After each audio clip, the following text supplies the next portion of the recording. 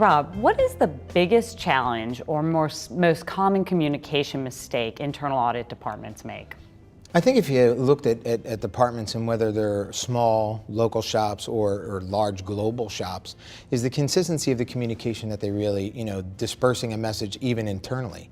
I think the other challenge that you have is the information that I'm going to disperse or communicate to someone, if it's methodology based or if it's something that's around even the report, how is each person on the team understanding what the requirements are going to be? More importantly, do they understand it and can they explain it to even their own team?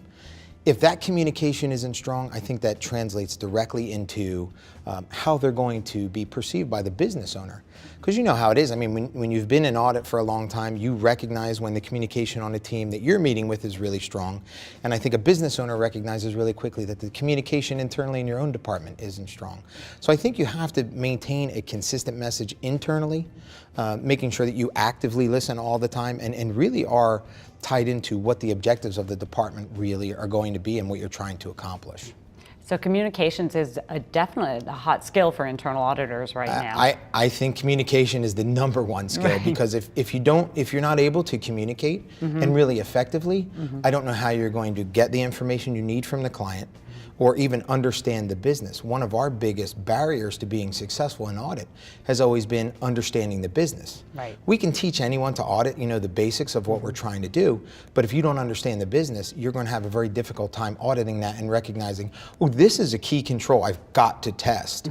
And other than that, you're going to just be making a best guess at it. And you may do an audit, it be superficial at best, Right. because you're not there, and having that communication skill is the number one core competency for me, really raises to be paramount in anyone that I look at in hiring or working with. Now, how do CAEs ensure that they have those communication skills on their staff? You don't have to be a great writer or a great speaker, but if you can listen and really understand the data, I think you can create a positive product. I think what the CAE needs to be able to do is not only recognize that in an individual, but when you're looking at their work and you're seeing them interact with other clients, I think you can see it. Right. You need to work on this. You need to be more of an active listener in the meeting. Next time, here's the way I would approach that. Giving them real specific, concrete feedback and examples of how they've become successful.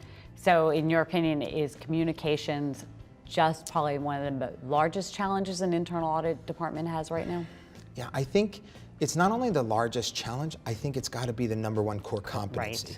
Right. And so, the best auditors that I've worked with, one was an interpreter, another one, worked in education before they came on board, but their communication skills were so good and adaptable. They could take the time, understand the business, and really drive change. And that's what makes a difference. Again, the communication skill is, I think it's 95% of what we do.